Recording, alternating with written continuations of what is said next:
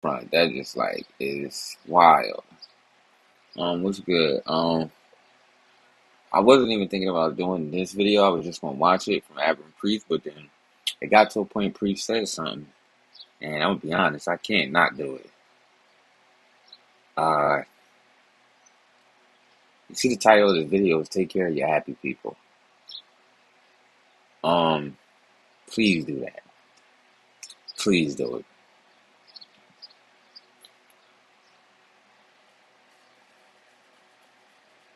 I had a friend, right, and he's still my friend to this day. That's his name right there. Boop. MPD. MPD. Boop. Boop was a high school friend. Now, me and mom, when most of my growing up, my best friend was my dog. When I got to high school, that's when I started meeting people that really became my friends. My bad if I sound a little emotional, but uh, me and Boop became cool. We had a couple things in common. We didn't have everything in common, and like he was the key to me meeting a good amount of people. So I met Greg, I met him, I met a couple people. You know what I'm saying? We was all from the pretty much around the same neighborhood. He lived a couple blocks away from me, and we, pretty much caught the same bus to school. That's how we met. We was all in the same school. Uh, Boo played basketball. He did so much. And when we got out of school, he went into the reserves. And when he went into the reserves, he I don't know. None of us know what happened. None of us know what he was thinking. None of us know what he was truly going through. Greg was probably like the closest one to him. We all were close, but the closest one to him. Um, One day Greg had called me and told me and was like, "Yo, don't get Boop no gun." So that tells me that Greg and Boop had the conversation of, helping yourself lead this world. You know what I mean? And he did. He came and seen me. He did something that he never did before. Never. He played GTA with me. Literally played GTA with me. Never seen him do this. He was a basketball dude. He ain't played no GTA. So when he did that, it threw me off. When he asked me for a gun, the story that he gave me ain't make no sense. I was willing to risk everything to go over wherever he wanted to go and get busy with whoever he wanted to get busy with. Because that was my man, my bro. But he didn't want that. So I didn't understand it. Because we was hotheads. Like, so we was with the shits. Like, you know what I mean? He was a good dude. He wasn't in the streets. Like I said, he went to the reserve as soon as he got out of high school. I don't even know if Boop made it to 21. But what I do know is the moment that he helped himself lead his world, because I wasn't giving him no gun. And Greg knew that. I sat in the same chair for a whole week. We had this recliner in the house. I slept in that joint and everything. And I'm not gonna lie, shit just wasn't the same mentally, in a way. Me and Greg started hanging out tough and shit. And I know it was because we needed to be there for each other. I met his brothers and stuff like that. I met his mom, everybody.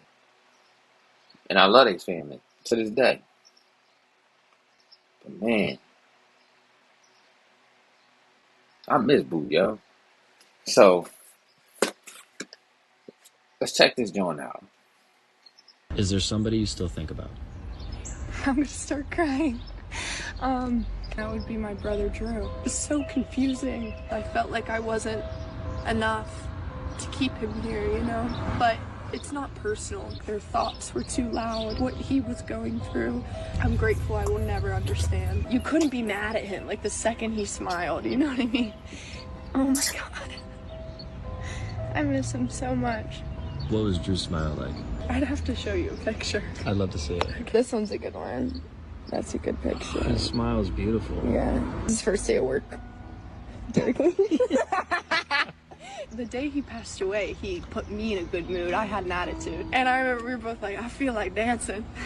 We were dancing in the car, the people who are going through the most don't want anyone to know. I feel like men don't feel safe to like express their emotions, and it's very uncomfortable for them. This life is not easy for anybody. I mean, the people who you think are the happiest, those are the ones who deal with really, really bad, intrusive, impulsive thoughts. Facts. That's why I try to appear miserable as much as possible, so you know I won't myself. You had a little moment there, and you really appreciate that. You know me, I always do the jokes at the stupid times. Yeah. And then we have to make response. Tism. That was perfect time. Perfect. Autism. Hey, listen, man. But I'd say the grief now it's like a tool in my toolkit. Your grief works for you now. Yeah, you understand people deeper, and I look for him everywhere, and I look for him in the people that I meet. Like, the way you listen reminds me of him. You know what I mean? Like, Can I hug you? yeah. What's your name? Katie Schlegel. Hunter. I got this video just for you. Why? I don't know. Sometimes I just watch a video, I'm like, this is for preach. I mean, she said everything they had to say in that video.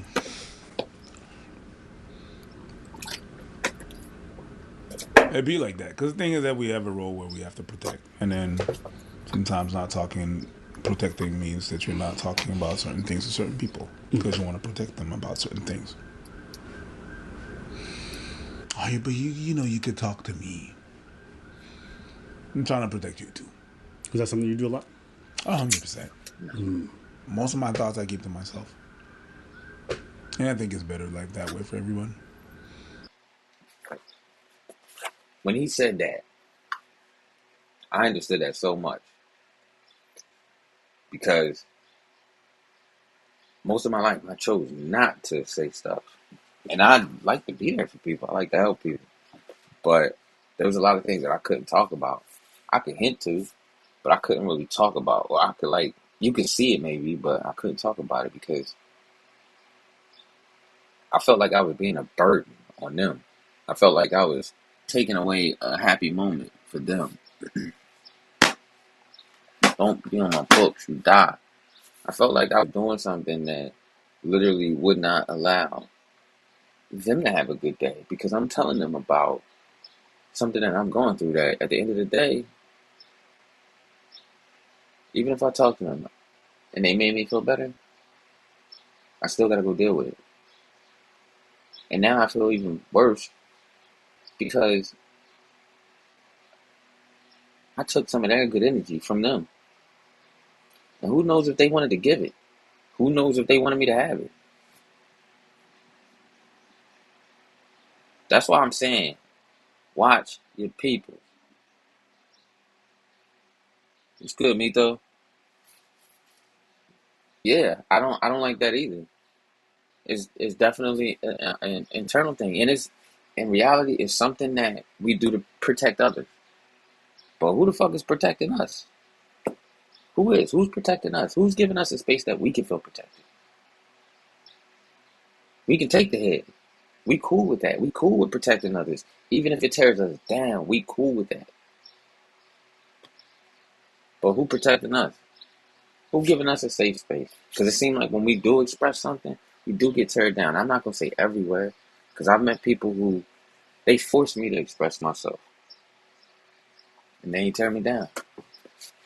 But it ain't always a lot of people. And the reason why it ain't always a lot of people is because a good amount of time, that man is literally protecting you.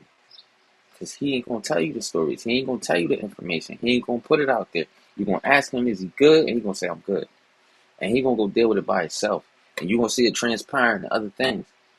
Hopefully he puts it in the positive things. But a lot of us don't. A lot of us get into drugs. A lot of us get into violence. A lot of us get into a lot of things. So we ain't got the safe space like we want. But there is spaces out there, or we have to create them. But at the same time, yo, still going to sit back and protect people from hearing the shit. Yeah.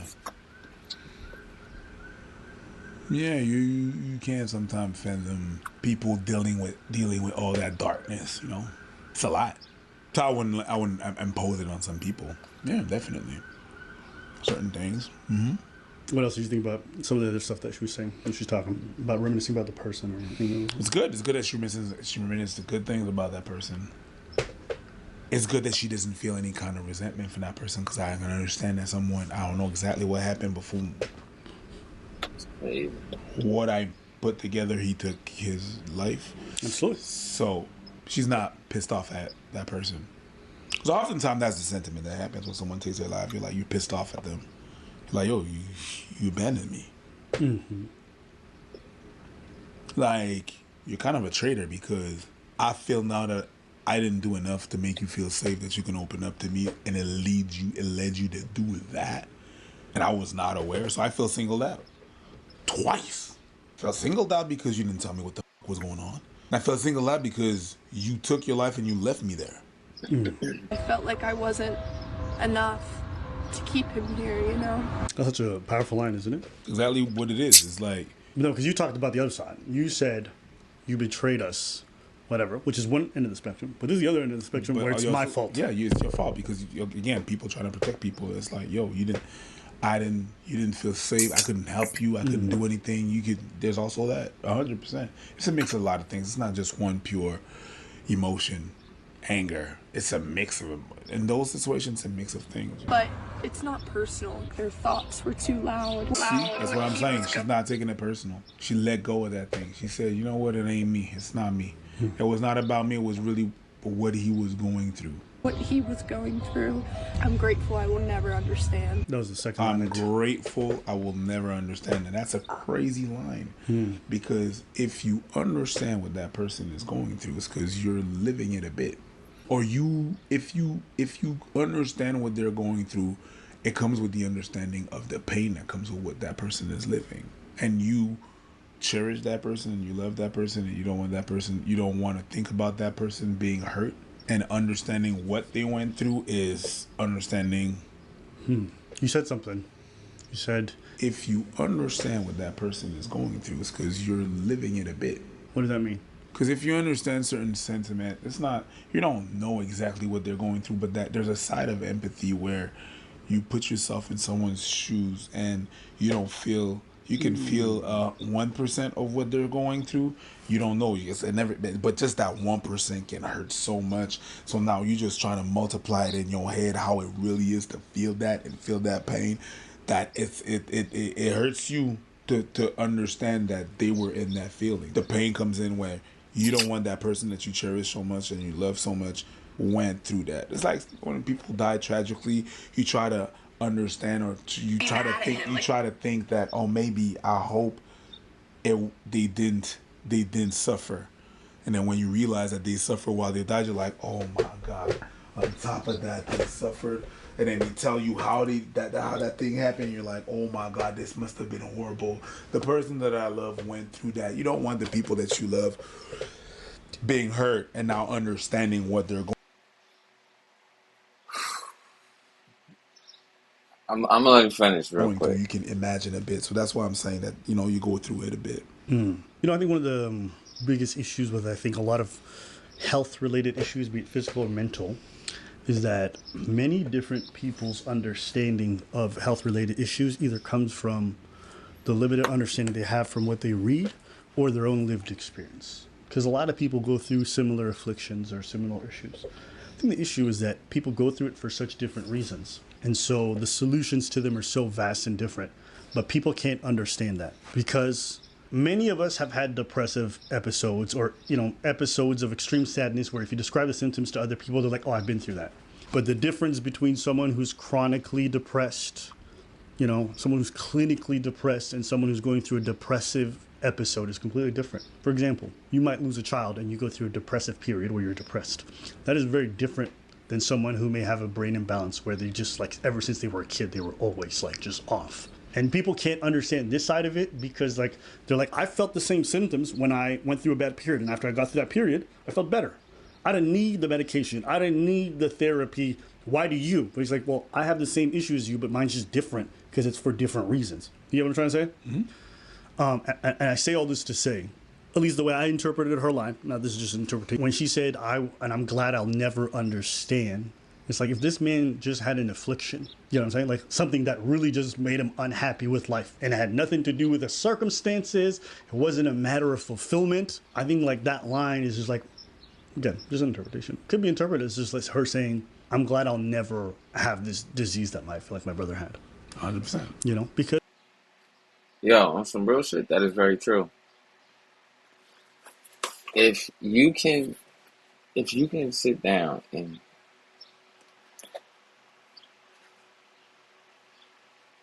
what Boop went through, I didn't understand. That I didn't understand. Because I didn't know anything. He was happy. He was a very happy person. You go to his house, man, it was good. You know what I mean? He had it good. I don't believe he had it, but in a good situation, good dude. Always, always kept a cut, real respectable. I gotta find a picture of him. And I say Boop, but his name was Cedric McCoy, and that was one of my best friends. Saying his name really just hit me. Man, damn, I ain't said his name in so long. But yeah, I didn't completely understand what he was going through. But I had another very close friend in recent years help themselves lead this world. The difference is like I understood more when it came to them and what they chose to do. And yeah, I felt left. I felt I wanted to be mad, but I didn't have anybody to be mad at because I didn't want to be mad at her. I just didn't. I didn't want to. I mean, learning from Boop. I remember telling Greg like, I ain't got nobody to be mad at. That's the hurtful part. I ain't got nobody to be mad at.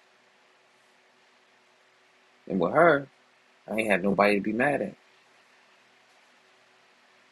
And I was upset. But I was upset for a couple different reasons. I was upset with that situation because it's a story. It's definitely a story. And I've been thinking about telling that story, just sharing it. I even been thinking about sharing the story about my mom. But I ain't even gonna lie, this video is really like, you know what I mean? Because I can understand so much of what they're saying, and looking at Preach, I understand a lot. Like right now, Abba is just,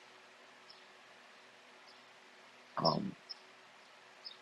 don't know. With Preach, it's like the nigga glowing, and I understand everything that's coming off of him. Preach is just like, he just chilling. It's not a negative thing. It's just he chilling. You know what I mean? But go shout out, go follow their page, go subscribe to their channel. I fuck with them stuff, man. They be having some great content. Man, like it's fucking with me. It's fucking with me. I mean, I'm gonna try to say some more in a second. But I can't even like listen. I can't. It's even hard to respond. It's even hard to say this stuff because that shit be real, yo. Like people don't even be seeing it.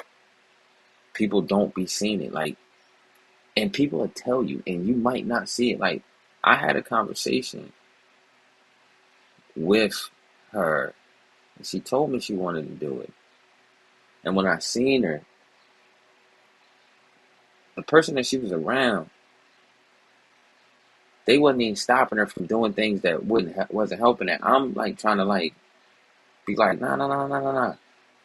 Let's do this. Chill on that. You know what I mean? And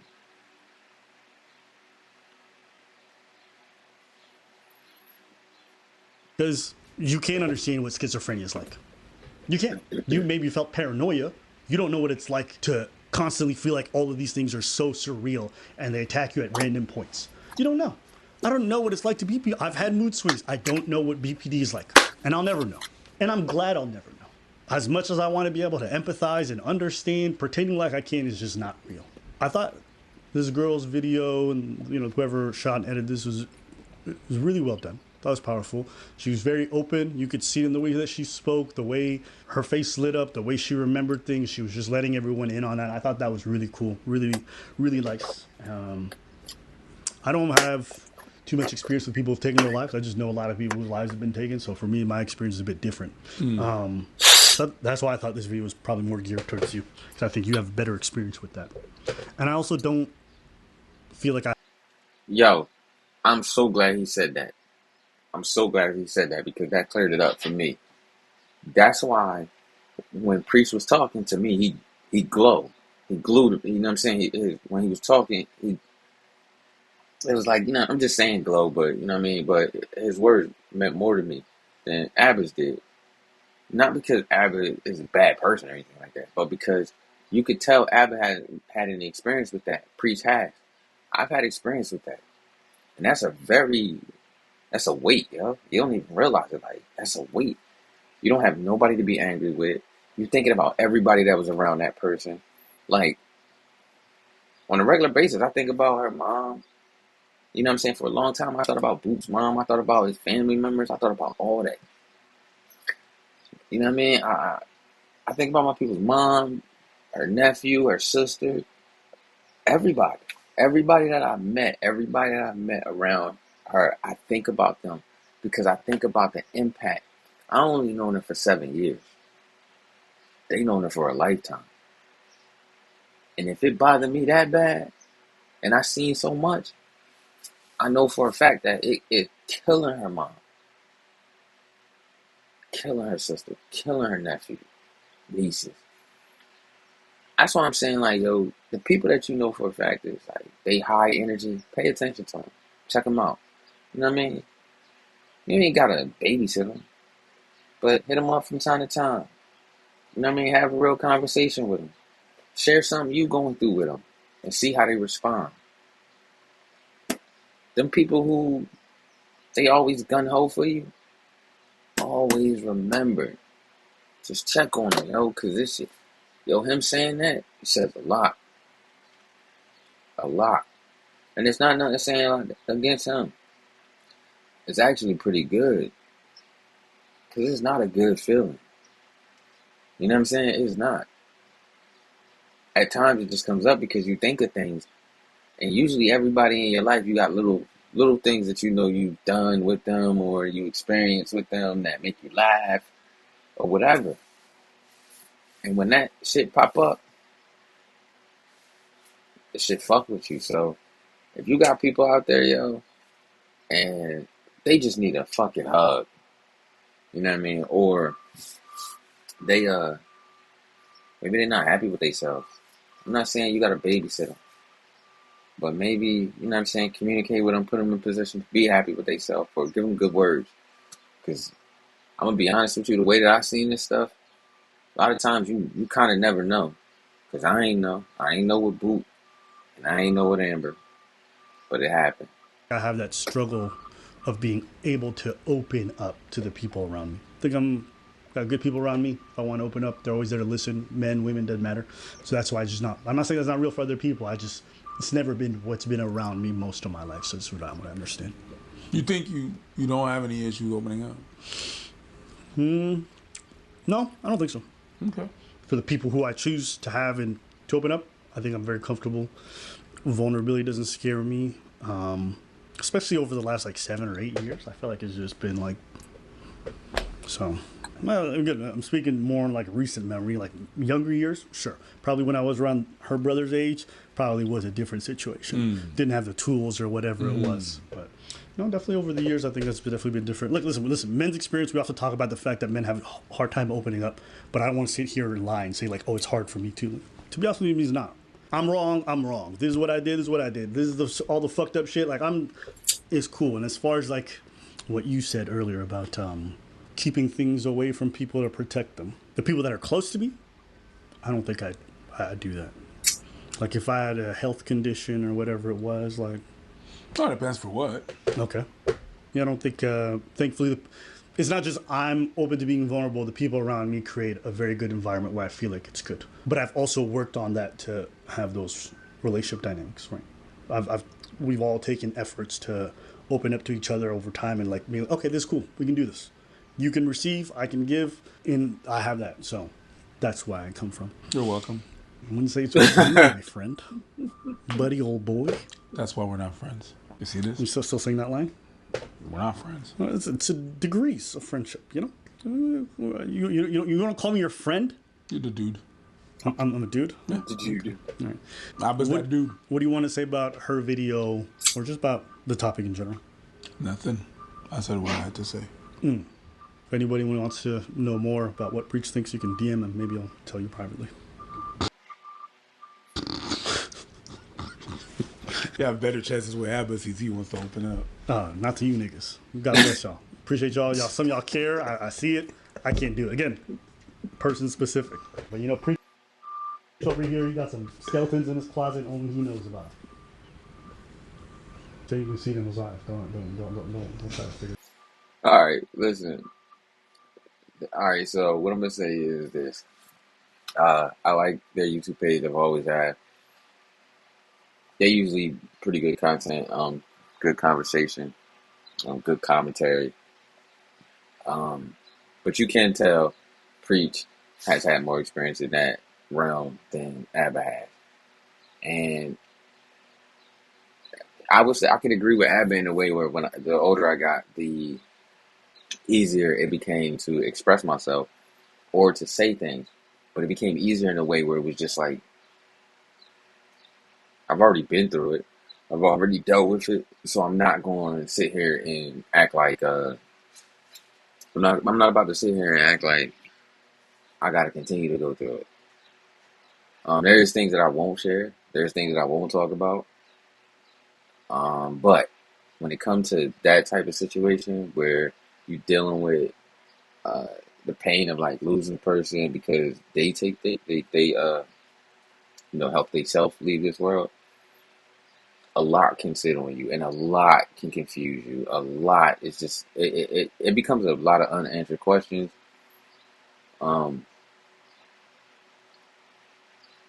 It can cause other people to go in that direction to a point because they feel like they lost everything. I think in time when I can talk about that story, I'm gonna do it randomly, and I'll post it because I think that'll be the easiest way for me to do it. Just do it just how I'm doing these things. Do it live, and then just post it because I do want to share that story, but I don't know how ready I am. I can talk about parts of it, but I can't talk about all of it. It's still painful to talk about her. You feel me? That's very painful. And it's a lot to go over to kind of take the next step. And I've been doing a lot of that work by myself, which I'm used to. It says skipping. I hate when it says skipping. It's fucking 4 of them in a few seconds, 44 minutes. Last one was 44 minutes ago. That's good. But yeah, again, if you got people out there, talk to your people, yo. Find your crew. Find your people. People that want to be productive with you. People that be hearing you out. You ain't got to be no emotional bitch screaming out everything every single day. No, don't do that. But find those people that you can sit down and talk to. Find those people that's going to push you. Don't keep finding those people that's just going to sit there and allow you to do the things that you don't need to do for yourself. You can guarantee at that point in time, 2 things is going to happen. You're either going to notice that you just lazy and don't want to do anything, or you're going to notice that you're going to start to change because of the people you're around. And at the same time, those people that you're around, I promise you, they're getting the same energy from you. Same exact energy. Y'all ain't even got to talk about it. Y'all just boosting each other up to help each other, to mentally be stable enough to love yourself so that you can move forward. It ain't about somebody else doing it for you. It's about you seeing that you are worth it. That's what it takes. Now, some people do have some things in their mind that they just cannot get past. And sometimes they get so loud that the only way they know how to silence it is to stop themselves. I'm going to end this joint now because they out there getting busy. Like, they want to get loud as hell. Probably about to get quiet as hell right now. But